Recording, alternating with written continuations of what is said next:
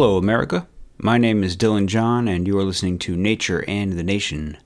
For today's episode, I will be looking at Darwinism and Human Affairs by Richard D. Alexander. And this is a phenomenal book. If you're interested in evolutionary theory, I highly recommend it. It was published in 1979. My copy is the 1982 paperback edition.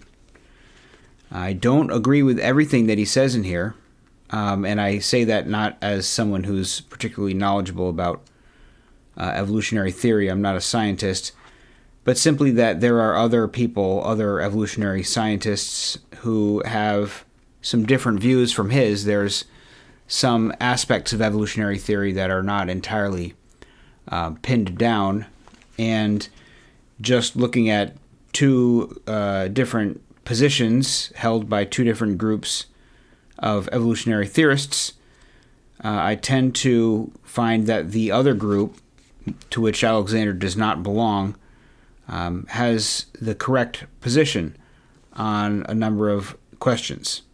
So that's not to say that he's not correct about an awful lot. He is correct about an awful lot, but I think there's a little bit more to the story. And what I'm specifically referring to, I'll get to later on in the episode when I come to that part, or those parts. It essentially involves group selection and inclusive fitness. So if you know what I mean by that, then you'll probably have some idea of what I'm talking about. If not, I'll get to that point in the episode and explain to you what I mean. I'm actually thinking that there's a lot in this book that I want to cover. And on account of that, I'm going to split it up into 2 episodes. Otherwise, I think this would become overbearing. There's just an awful lot, and I don't feel like, I don't know, I don't really feel like I want to leave off some, too much of the stuff that really interests me here, because I don't know if, when I'm going to come to another book that really dives into this as well as this book does. I'm sure I know, in fact, there are some other books that I've got coming down the pipeline that are going to talk about some of this stuff, but this is so foundational that I really think I want to spend a little time on this book. So I'm going to do 2 episodes, as I do sometimes. If I do 2 episodes, it's because it's a collection of essays from various writers. I don't usually do that for a single book by a single author. But this one it's old enough, from 79, so, 45 years old. And so good and so important that I'm going to make an exception and break this out into 2 episodes. The first episode, this one, is going to just deal with Chapter 1. And then the next episode will deal with mostly Chapter 2, with a little bit from Chapter 3. And then there's more, of course, Chapter 4. I'm just going to skip over entirely, despite the fact that there is, of course, some good stuff in that chapter as well. But for now, I just want to talk about Chapter 1. And I know this is an important chapter to the author because I've seen some of his other writings elsewhere where he basically says this is, among the most important sections that he's written. This first chapter is called The Challenge of Darwinism, and he really lays out the fundamentals of evolutionary theory here, and he lays out his positions on group selection and inclusive fitness. So it's really fundamental stuff, and that's what I want to cover today. I've talked about evolution in some past episodes, but I don't know as though I've really gotten into inclusive fitness very much. I think I mentioned it, but I want to dive into it a little bit more and compare it with group selection and get into that whole question. So this should be some basic fundamentals of evolutionary theory that we'll discuss today. And like all my episodes, I'm going to read some sections. And the first part that I want to read is early on. He's talking about the structure of evolutionary theory. This is the basic principles from which evolutionary theory is derived. And here he says, quote, "For all that it purports to explain, evolutionary theory is based on a remarkably simple set of propositions. The process from which it stems derives from the interactions of 5 basic phenomena. Inheritance. All living organisms, or phenotypes, are products of the interaction of their genetic materials, genotypes, with their developmental, ontogenetic environments. These genetic materials, genes, chromosomes, can be passed from generation to generation unchanged. Without inheritance, there could not be cumulative change. Mutation. The genetic materials do change occasionally, and these changes are in turn heritable. Without mutations, there would be no continuing source of change in forms lacking culture. Selection. All genetic lines do not reproduce equally, and the causes of the variation may be consistent for long periods. Without selection, there would be no direction to cumulative change. Isolation. Not all genetic lines are able, for various intrinsic and extrinsic reasons, to interbreed freely, and thus continually to re-amalgamate their differences. Thus, some populations cannot interbreed, because they are spatially or temporally, extrinsically separated. Others are so genetically or intrinsically different as to preclude hybridization. Without isolation, there would be but a single species. Drift. Genetic materials are sometimes lost through accidents, which are by definition random or non-repetitive in their effects on populations. The main effect of genetic drift is to reduce the influence of selection, especially in very small populations. Evolution could, of course, occur without drift. These 5 phenomena have all been demonstrated repeatedly, and they can be demonstrated at will, as can some of their interactions. No living things have been demonstrated to lack any of them, or are suspected to lack any of them. Hence, they may be described as the factual basis of evolution. The theory of evolution, then, is the proposition that the effects and interactions of these 5 phenomena, in successions of environments in which organisms have lived, account for the traits and history of all forms of life. The challenge we face here is how to apply this simple proposition toward a better understanding of human sociality." End quote. Okay, so brief section, but he points to 5 basic phenomena. And just to reiterate what those are, the first is inheritance. In other words, people are the products of their genetic code interacting with their environment, but the genetic aspect of who we are can be passed on from generation to generation unchanged or with minimal changes. He talks about the changes in mutation, but essentially the genetic code is passed on with minimal alteration from one generation to the next. And if we weren't able to inherit traits from our parents, evolution would not be able to occur. If our parents have a special trait that enables them to be successful, the presumption is that at least some of their offspring would inherit that trait. If someone has a trait that is maladaptive or doesn't, impedes their ability to survive, in that case, the trait would not be inherited. The capacity to inherit traits from our parents is a fundamental component of evolutionary theory. The second one is mutation. If our genetic code didn't alter itself from time to time through various means, accidental, essentially, mutations, there would be no evolution because there would be no change. We would simply be the same organisms generation after generation for the entirety of the existence of life forms. And life forms themselves only come about through the process of mutation from their very most fundamental replicating particles. So mutation is a necessary component of evolution as well. So the interesting thing here is there are two competing factors in a way.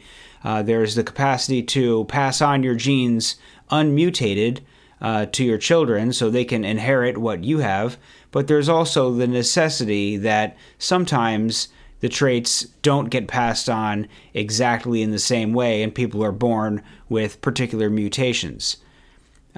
Interestingly, we seek to preserve our genetic code and to advance and replicate our genetic code when we have children. We want those children to inherit our traits.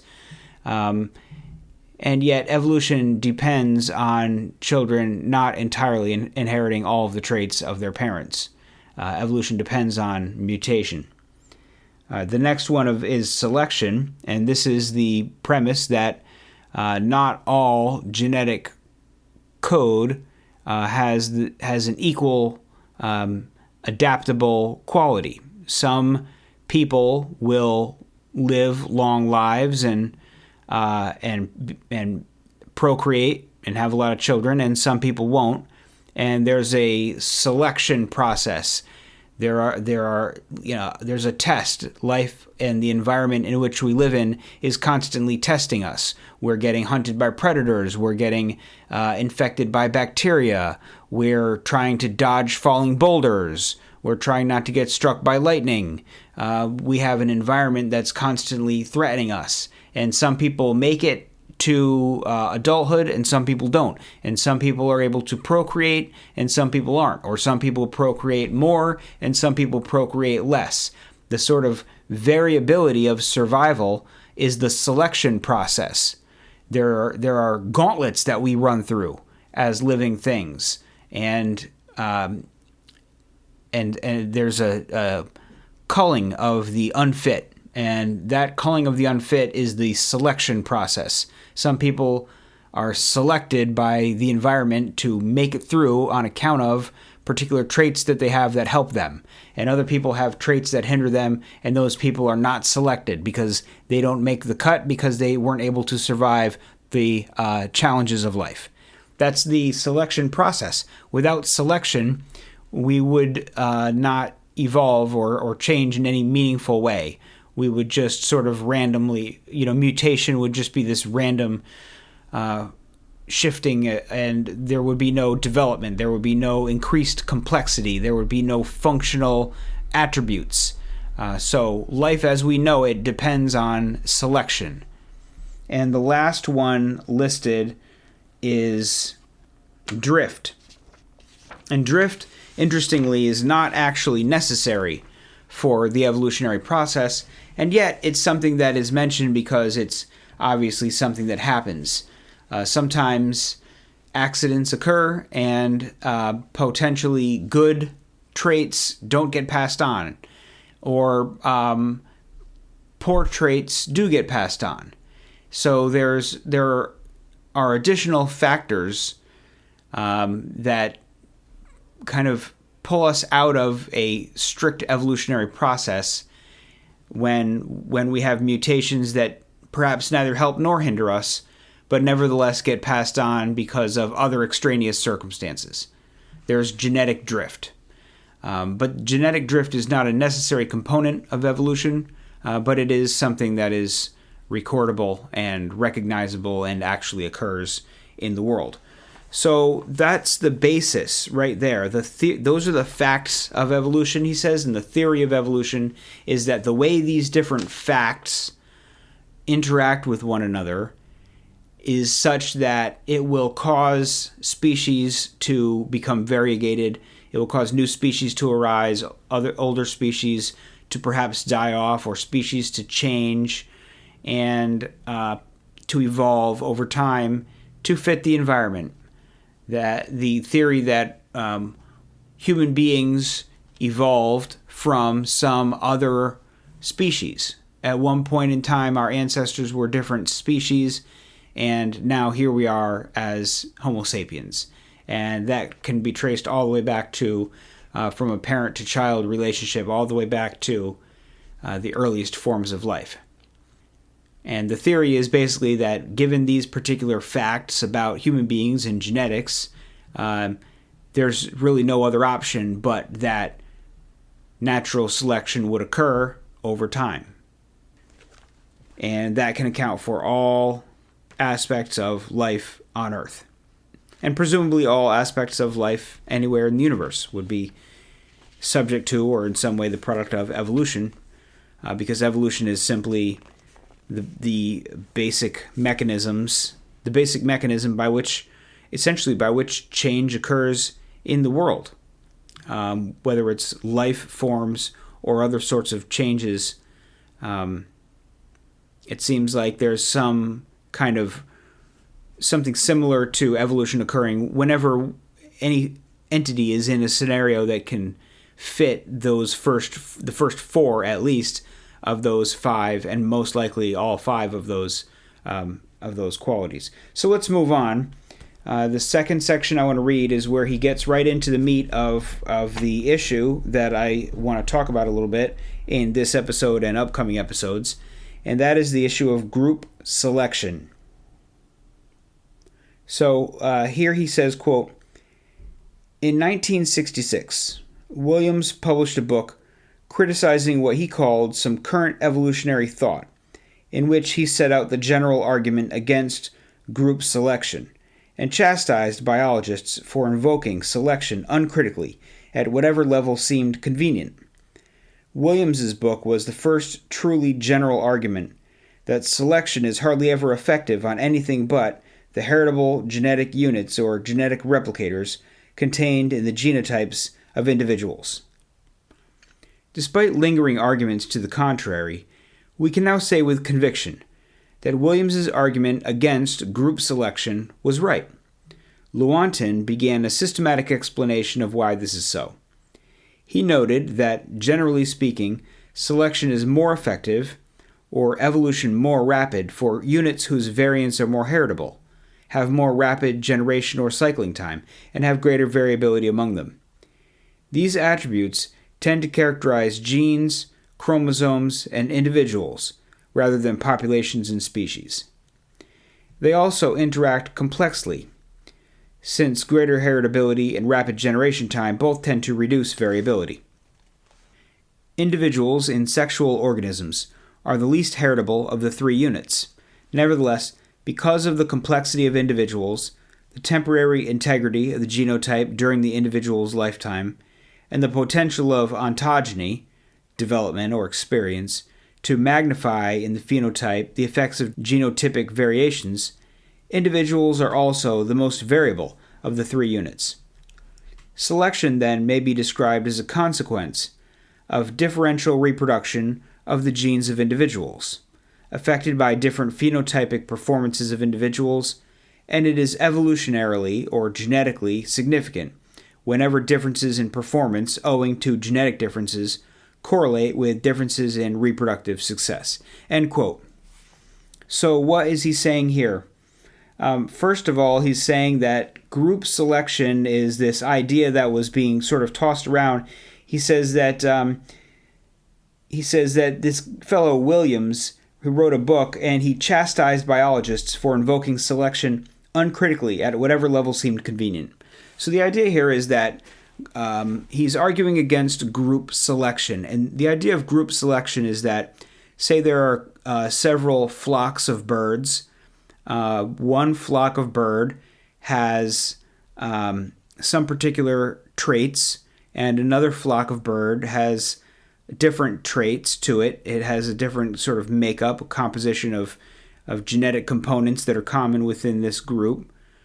And that the groups are competing with one another. The two flocks of birds are competing with one another for resources and competing with one another in their attempts to avoid predators. And the idea of group selection is essentially that the selection process occurs at the group level. The flocks are competing with one another. One flock thrives, one flock survives, one flock expands, and the other flock doesn't survive or doesn't expand or otherwise isn't as successful. And so the successful flock will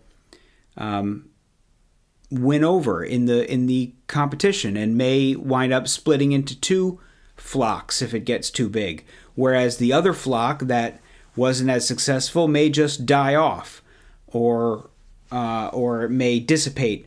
So groups are competing with other groups in the same way that entities, living beings, are competing with one another for resources, access to mates, and so on and so forth.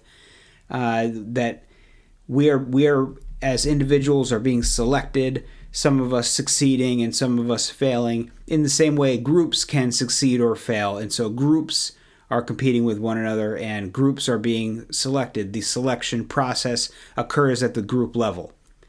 And that's what Williams is arguing against, basically saying, no, actually all of the selection process is occurring at the genetic level and at the individual level. So that it's not that the group of this group or that group or this flock is successful and that flock is not successful. It always must boil down to the birds are successful in this flock. These birds are successful and those birds are not. And not just that these birds, but any given bird is successful or is not successful at surviving and reproducing. Groups don't really reproduce in that same way, and they don't survive in the same way, and they don't pass on their traits in the same way. The genetic code is unique to each bird. Each bird has its own exact genetic code, and that genetic code is what is passed on. And there are a number of problems, essentially one of the important ones being the free rider problem, but other problems as to why groups can't necessarily be selective in that way. Because in order for a group to have some sort of trait on its own, much of this boils down to altruism. So that the idea being that the group, so like if all of the birds of one group are just more capable than all of the birds of the other group, then it's almost like you can't really say one way or the other whether the group is successful or the birds in the group are successful. But the group selection concept really comes into play when the group cooperates. If one group sacrifices some of its own reproductive success in order to advance the interests of the group, and that individual sacrifice for the advancement of the group allows the group to gain an advantage over another group, and therefore that group succeeds. Now you've got a point where you're really differentiating between the birds in the one group simply all being more fit and than the birds in the other group, and the group being more fit than the other group. But not necessarily all of the birds, because the birds in some cases are being altruistic. So it's somewhat complex, and there are mathematical ways of analyzing. And I looked at some of this in the prisoner's dilemma questions that I discussed when I was talking about Richard Dawkins' book, The Selfish Gene, and when I was talking about Matt Ridley's book, The Origins of Virtue. And this altruism concept, where does the altruism come from? How is the cooperation possible? And how is the cooperation potentially enforced? I talked about some of these things at that point, but this does come down to group selection, because if one of the flocks of birds the birds have a tendency to squawk out and make noise when a predator is nearby, it warns the rest of the birds in the flock, and they all can fly away. But that one bird has put itself at risk by making noise and making itself known, attracting the attention of a predator. So in a sense, the bird has sacrificed its own capacity, not to say necessarily that bird dies, but its chance of survival has gone down slightly, but the chance of survival of all of the other birds has gone up. And that sort of altruistic behavior is a big question in group selection theory, that if one group is more effective than the other group on account of the fact that its members are willing to sacrifice themselves for the group, and that gives the group the advantage, then the question comes along, well, why wouldn't birds arise within that group that never squawked but always flew away when their neighbor squawked? They would gain the benefit of their neighbor's altruism without being altruistic themselves. That's the free rider bird. And wouldn't that bird be more successful than the other birds in his group? And wouldn't that bird therefore come to dominate the group and kind of defeat the altruism? And so the altruism never really gets to take hold and provide the group for the advantage. And it's reasons like this that are proposed as components as to why group selection doesn't work. But it's not that altruism doesn't exist, but we'll get into that in a little bit. He does talk a little bit about altruism. He does talk a little bit about the prisoner's dilemma.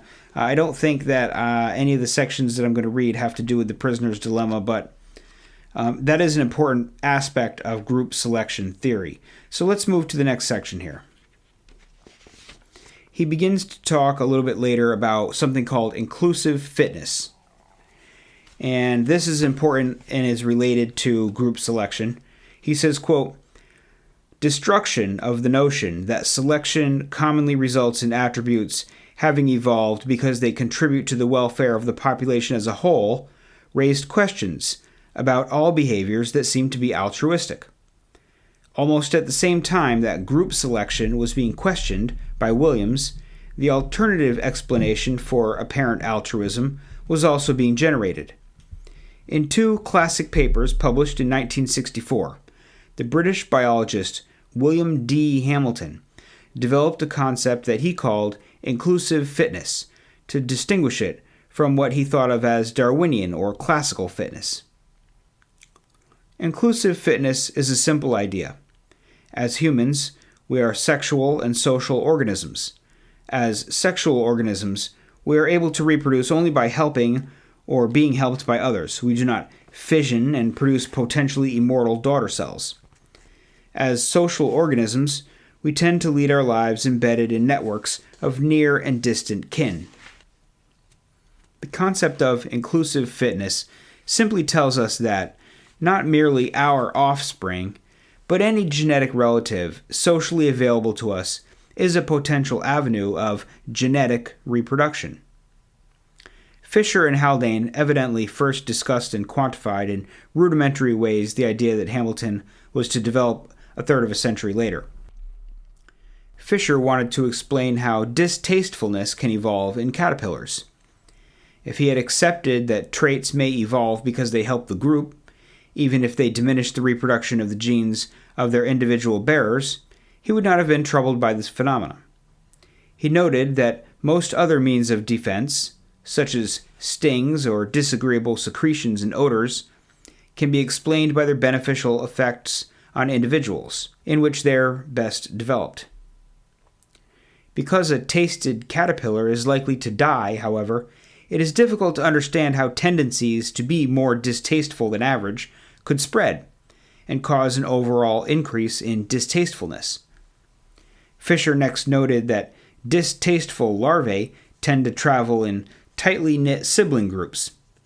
If there is a positive correlation between the degree of distastefulness and the likelihood of avoidance of that group or kind of caterpillars by a bird that had tasted one of them, then a highly distasteful caterpillar, even if it died as a result of being tasted, might enable more of its siblings to survive and reproduce than a less distasteful caterpillar. Since siblings of very distasteful caterpillars have a higher than average likelihood of themselves carrying the genes leading to greater distastefulness, such genes could spread. Fisher even quantified this phenomena by noting that the selective potency of the avoidance of brothers will, of course, be only half as great as if the individual itself were protected. Against this is to be set the fact that it applies to the whole of a possibly numerous brood. In other words, full siblings, on average, have 50% of their genes in common, or identical by immediate descent. This means that each protected full sibling is 50% likely to be carrying an allele containing greater distastefulness than a tasted sibling. This kind of selection leads to nepotism, or the dispensing of benefits to relatives other than offspring, or other direct descendants. Darwin, Haldane, and George and Doris Williams used similar explanations to account for the appearance of sterile castes in the social termites, ants, bees, and wasps. Hamilton, in the first general development and quantification of the theoretical basis of nepotism, concluded that the social behavior of a species evolves in such a way that in each distinct behavior-evoking situation, the individual will seem to value his neighbor's fitness against his own according to the coefficients of genetic relationship appropriate to that situation. This is clearly a prediction of enormous consequence for the analysis of social structure in any species in which genetic relationships correlate with stable social relationships, allowing the evolution of patterns of nepotism. As Hamilton noted, the parent-offspring relationship is not fundamentally different from that between other kinds of relatives. In other words, the effort exerted by a parent in rearing its offspring is also a component of nepotism. This leads to the following general axiom. In sexually reproducing organisms, reproductive effort, calories expended and risks taken in the effort to reproduce, is evolved to be expended entirely as nepotism, including parenthood, assistance to relatives other than offspring, and mating effort, or the effort involved in placing one's gametes in the best possible environment. This is a particularly important statement for the understanding of sociality, since it says, in effect, that sexually reproducing organisms literally evolve to be altruists, but altruists of a very special sort, whose altruism, whatever form it takes, is ultimately channeled to genetic relatives. Such altruism, by which the phenotype is used to reproduce the genes, may be described as phenotypically or self-sacrificing, but genotypically selfish. According to inclusive fitness theory, then, we should have evolved to be exceedingly effective nepotists, and we should have evolved to be nothing else at all. End quote. So certainly there's a lot there. So the idea, of course, is that inclusive fitness basically means it's a sort of slightly awkward term. It's intended to be contrasted with Darwinian fitness. Darwinian fitness being that an individual is fit, two competing creatures, one of them is fit, more fit, one is less fit, and the more fit one will survive. Inclusive fitness is more the sense that, well, the individual and his relatives are more fit than another individual and his relatives. The idea is that you're not just trying to survive.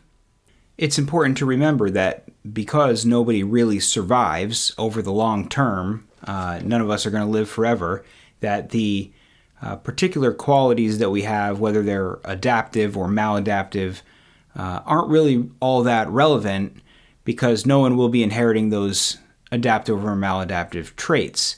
And so it's important to remember what we're after. We're not really after just survival. Evolution occurs when we procreate, and we are driven to procreate. And not only are we driven to procreate, but we're driven to mate with people who have certain qualities. Healthy people, strong people, people who are going to give good genes to our offspring, people who are going to raise our offspring, and we will raise our offspring. So it's not just that we want to procreate, it's not just that we want to replicate our genes, but we want our children to be capable. We want our children to be strong and healthy, and we want our children to also survive, and we want them to be able to effectively replicate.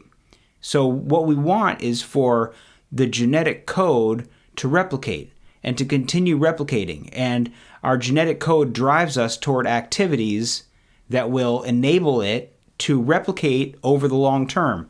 And so once you die, like all the genetics in your body, all the genetic code in your body just decays. So you're not after like the long-term survival of your genes because your genetics, your DNA doesn't survive. You're after the replication. You're after the copying of your genetic code. You want it to copy, and you want the copies to copy, and you want the copies to copy, right? And you don't just want the entirety of the code to copy, but you want like partial code to also copy, because your children aren't a total copy of your code. They've got half of your genetic code, but nevertheless, you still want them to advance. And the same thing occurs with your siblings. Like if you're a caterpillar, you travel with a bunch of your brother and sister caterpillars, and you might have a genetic feature that makes you taste bad. And if a bird eats you, you're not going to live to procreate because you've been eaten by a bird. But because you taste bad, then all your brothers and sisters will live because the birds won't eat them. So this seems like group selection in a way. It seems like the bird that squawks, the caterpillar that gets eaten and sacrifices itself. And so if we're all after this sort of individual selection and group selection doesn't exist, then what is this inclusive fitness? And it's really like, it comes down to the genetics, that it's not that the caterpillar sacrifices itself for the group or for the troop of caterpillars or whatever a group of caterpillars is called. It's sacrificing itself specifically because those other caterpillars are its siblings and will also carry on the same genes. So the caterpillar is after the replication of its code. And despite the fact that it won't have any offspring that are direct copies of its code, it still has the same sort of altruistic behavior toward the copies of its code that exist in its siblings. And those siblings are likely to also have the bad-tasting genes.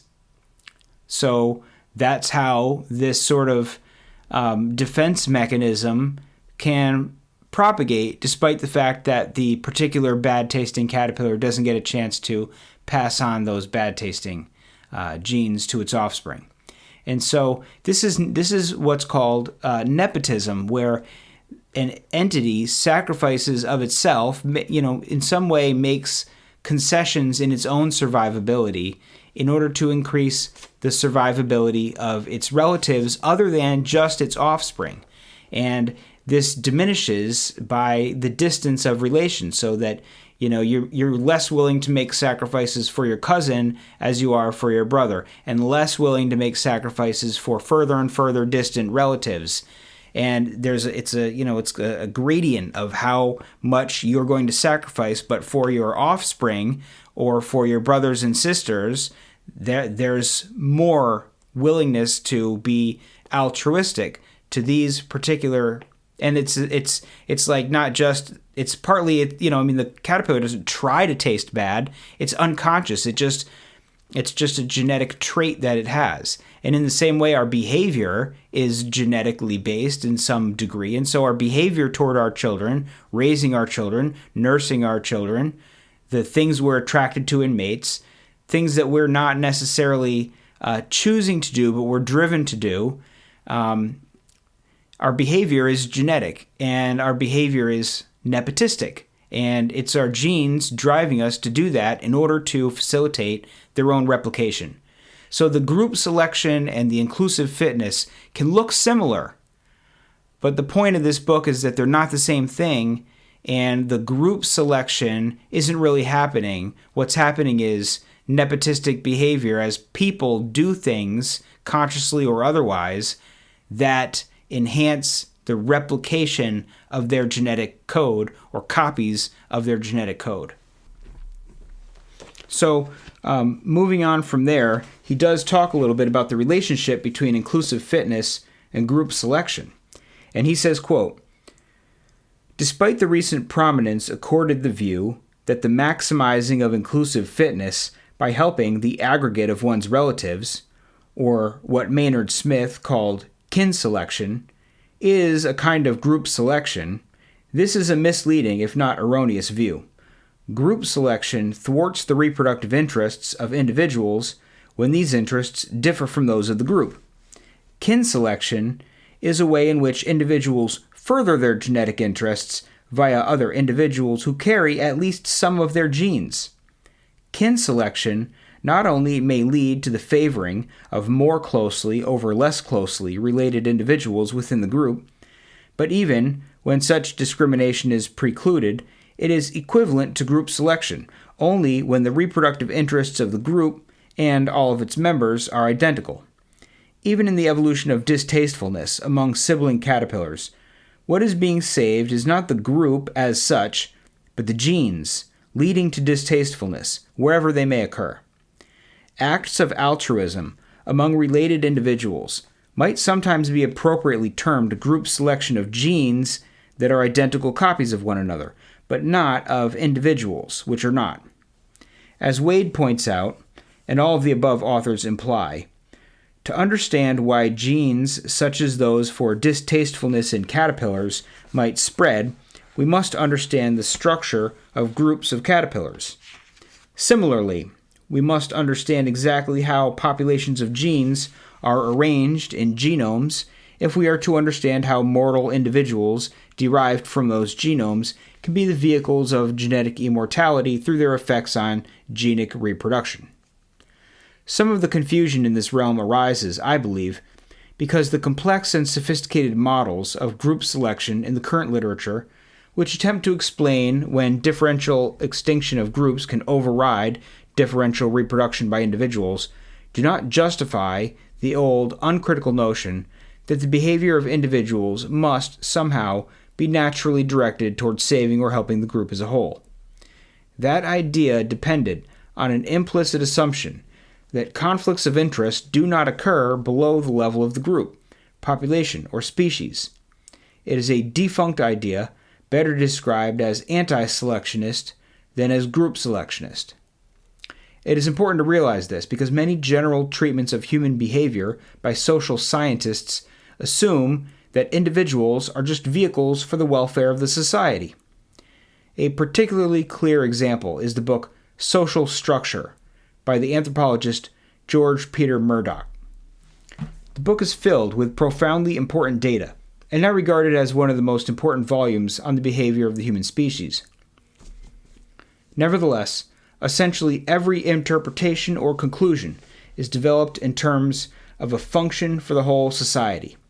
It is remarkable that 22 years after the publication of Social Structure, and without evidence that he knew of the revolution in evolutionary biology, Murdoch renounced his approach there, stating that culture and social system are mere epiphenomena and that human behavior must be studied as the outcome of the interactions of individuals. End quote. So yeah, he's just going on a little bit more there, pointing out the difference between group selection and kin selection. And I think this is an important point and an important question. And I want to divert a little bit here. And this is an area where I think that a lot of the kin selection and the inclusive fitness stuff that I have run across so far doesn't entirely take into account the nature of groups. It sort of presumes that the kin selection is occurring in this just sort of even, humanity. Like you have humanity at large. And then amongst humans, you have certain humans, or whatever the animal may be, caterpillars, whatever. But let's stick with humans for the moment. There are certain humans who are related to you. There's your mother and father and children and brothers and sisters and so on. And every step, away from you that a person is, that person is less related to you, and you have less genetic code in common with them. So if someone is, if someone is not related to you by, within, you can't find them on anywhere, a shared ancestor on your family tree, 10 generations back and you can't find any shared ancestor, the degree of relatedness is very small. And so you would think, well, given that fact, that there's no shared ancestor for 10 generations, then the relatedness is so minor that whatever sort of altruistic behavior that you would give toward that person would be essentially equivalent to that you would give to a stranger. It's just insignificant in the relatedness from those people.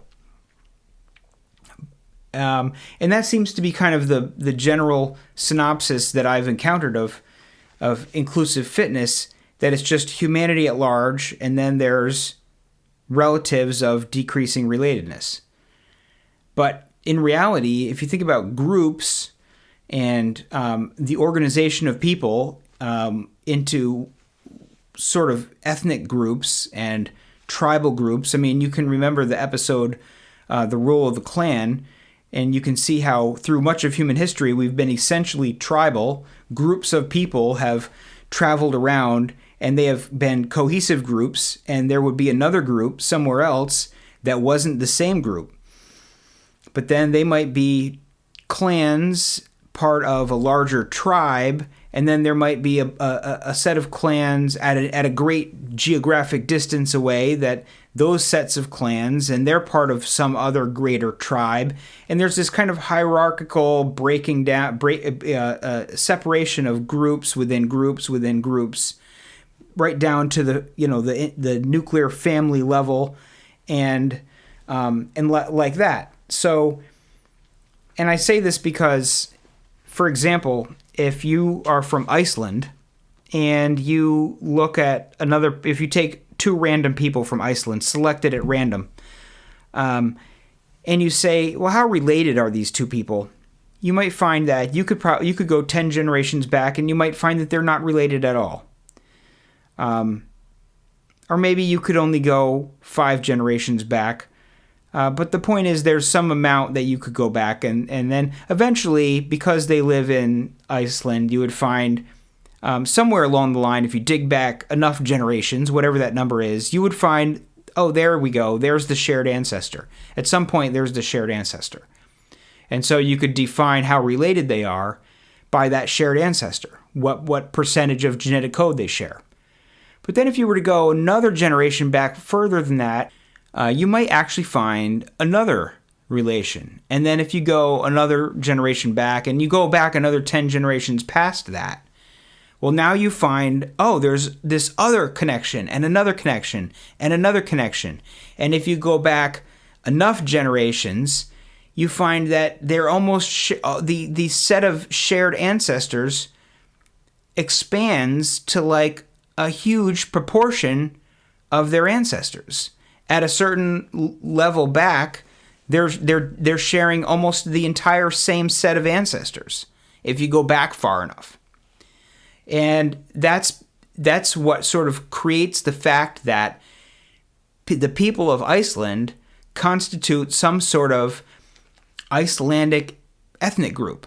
Some sort of the scenario is that they essentially share a gene pool, and it's the collected genetic variations of the people who have lived in Iceland, and particularly many generations ago, that constitutes the gene pool. And that's the reason why, if you have ancestors from Iceland and you submit your DNA to 23andMe or one of those other genetic testing organizations, they can look at your genetic code and say, oh, you have ancestors of such and such a percent from Iceland, because they can see certain genetic markers, certain genetic traits that everyone from Iceland shares. And everyone from Iceland shares these because they share a genetic pool. They share a common set of genetic traits. And so two people from Iceland who are not related, but for quite a few generations, and it's only perhaps the first relation that you could find is 10 generations back, and it seems like there's only a sliver of relation. But then if you were to take that person and then someone from Japan, it no longer would seem like it's an insignificant relation, because the person from Japan has a whole separate genetic gene pool that they're drawing from, and various people from Japan, although they might not be immediately related with one another, they share a genetic pool. And so all of the people that might seem on first glance to not be related to them really are related to them, and not just in one connection, but if you dig back, you would find many connections. Same thing with Iceland. You would find a great many connections as you dig further back down the family tree. And all of these connections contribute some portion of relatedness. So it's sort of like a blanket of a multitude of related connections that constitutes the whole set of genetic code that they're drawing from. Now, it's not to say that two people from Iceland have identical genes. It's clearly not the case, but there's more relatedness to people than merely like how related the closest relative is. You know, the closest connection in the family tree between two random people from Iceland, find the nearest relation, and that's how related they are. But that's not the case, because there's a multitude of relations. And so when you think about groups, you can't just think about a group as some random collection of birds or some random collection of people thrown together, acting together, cooperating with one another, and competing with other groups. Because the group is a kin group in some greater or lesser amount. Like it's a family, it's a clan, it's a tribe. The groups are familial groups, and there's a relatedness that's common to the members of the clan. They share not just one shared ancestor, but a whole host of shared ancestors that constitutes like the gene pool of the group. On account of this, I think that the kin selection drive is much stronger than can be explained by the fundamental premise of inclusive fitness. So, moving on from there, he does talk about reciprocity. And in this section, he says, quote, "Direct reciprocity occurs when rewards come from the actual recipient of beneficence. Indirect reciprocity, on the other hand, is represented by rewards from society at large, or from other than the actual recipient of beneficence. We engage in both kinds more or less continuously. In the broadest sense, reciprocity is illustrated by many kinds of cooperation, the buying and selling of goods, and all forms of trading, barter, or transactions. Some reciprocal transactions may involve long delays, and because important risks are covered, they may never require actual reciprocation beyond a promise or guarantee. Insurance policies and all kinds of written rules or codes are examples. In nepotistic interactions, the reward to the altruist is genetic. In reciprocal systems, it is measured in terms of altruism returned to oneself or one's genetic relatives. In nepotism, the net cost or benefit of a given act depends upon three variables: the genetic relatedness of altruist and beneficiary, the ability of the recipient to convert the benefits into reproduction, and the cost of the act to the altruist, as measured by available or likely alternatives. In reciprocity, there is only the cost of the act to consider and the likelihood of returns of greater value. One way to increase the likelihood of reciprocity in altruism is to restrict the altruism to situations in which repayment is immediate, as in social cooperation to thwart a mutual threat, or the simultaneous exchange of items of value. Such transactions ought to typify brief interactions between parties relatively unknown to one another, or unlikely to interact thereafter, since such individuals will either be ignorant of the likelihood of delayed reciprocation or incapable of applying pressure should it not be forthcoming. When reciprocal exchanges are more or less continuous and essential, and involve more than two individuals, It is also possible to lose by reneging on a deal because of the response of observers with whom one will need to interact later. This means that reciprocal interactions should involve greater commitments or apparent risks when they occur in the presence of witnesses, who may subsequently bring social pressure to bear on any who fail to fulfill their part of the bargain. It is particularly important to understand reciprocity not only because it applies generally to male-female interactions, but also because, as I shall argue later, it seems to be characteristic of humans everywhere, and it has become the essential social cement in all large modern nations. End quote.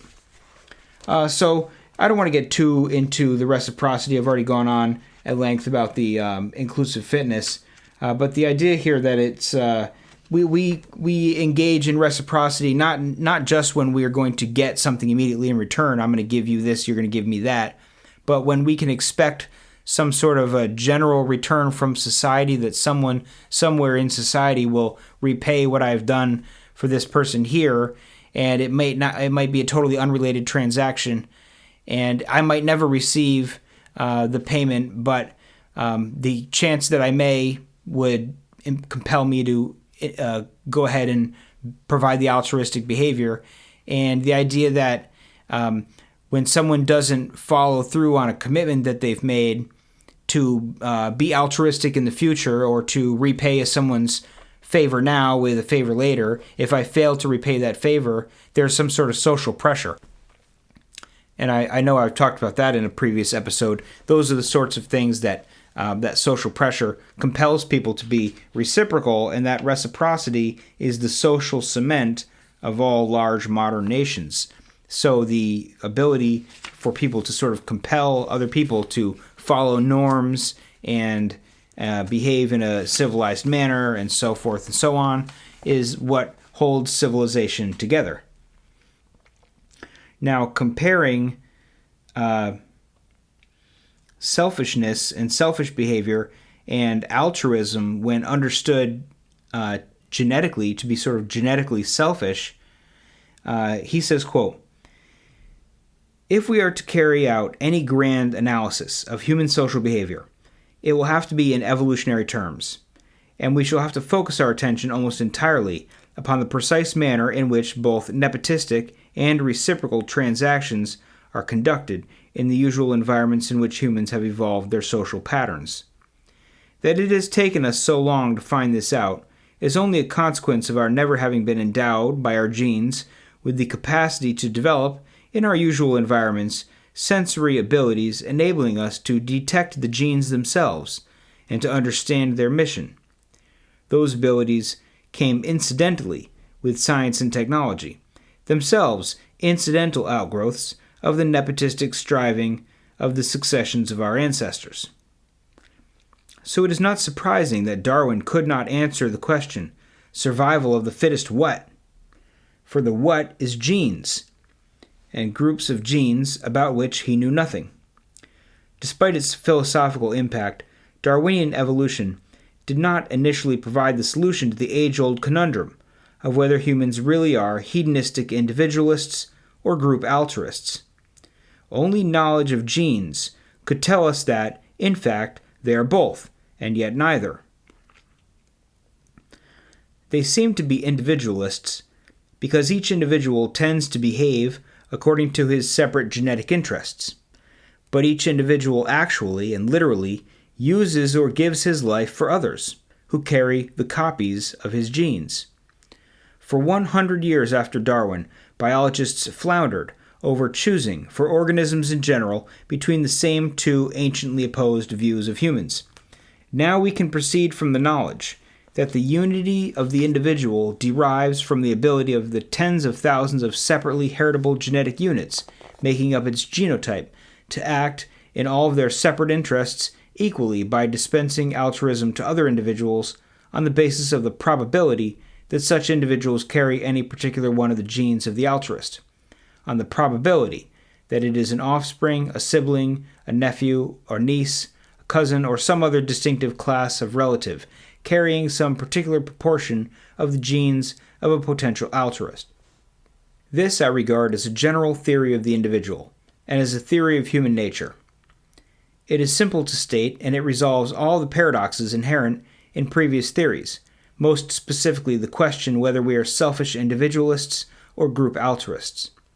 For the same reason that it is simple to state, this theory is enormously difficult to apply, because, as I have said earlier, it drives the question of understanding conflicts of interest right to the level of the gene.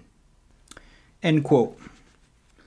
So basically, the long and short of that is that Darwin didn't know about genes, and he couldn't really understand what the survival of was it the survival of individuals or groups or the survival of traits or how it worked. He didn't understand exactly how the process worked, but now we know that what's really at stake is the survival of the genetic code. And again, not the survival of the genes themselves, they all decay, but the survival of the code, the survival of the pattern. And our actions are after the replication of the pattern. And the conflict in that case between whether we're individualists or whether we're group altruists, whether we're really out to help other people or whether we're really out for ourselves, it all sort of boils down to the same thing. At the end of the day, what we're after is the propagation of the code. And our dedication to our families and our dedication to our nations and our dedications to our communities all derive from our drive to replicate the code. All of human behavior really derives from our desire to replicate the code. And that kind of brings an answer to the question about what is the nature of humans. And what's interesting is that he says basically we're acting on the basis of the probability, that we don't always know entirely whether someone has our genetic code, but what the probability is that they share genetic code, and what the probability is that they're going to, at some point in the future, act in a way that would enhance either our genetic replication or that of our kin. We're constantly sort of neither consciously nor subconsciously, but genetically evaluating through our instincts. We're evaluating the probability that people, actions, groups, behaviors, trends, everything that we interact with, what's the probability that this is going to enhance my genetic code in some way or another? How is this behavior going to affect? And it may not even be that a particular behavior is going to affect or not affect, but that adopting the behavior will help you in the sense that it will bring you into your community, and that is the necessary feature. It may not be direct, but everything boils down to that question of our genetic replication capabilities. So that'll do it for today's episode. Those were the sections I wanted to read from chapter 1. It's a long chapter. There are only 4. I think there are only 4 chapters in this whole book. So these are fairly long chapters. That was all I wanted to read out of chapter 1, which is an important chapter. But there is some more interesting stuff in here. Anyway, thank you very much for listening. I'll be back again next time to tackle chapter 2 and dive in a little bit into chapter 3, and then I'll be done with this book and moving on from there. But thank you very much for listening, and I'll talk to you again next time.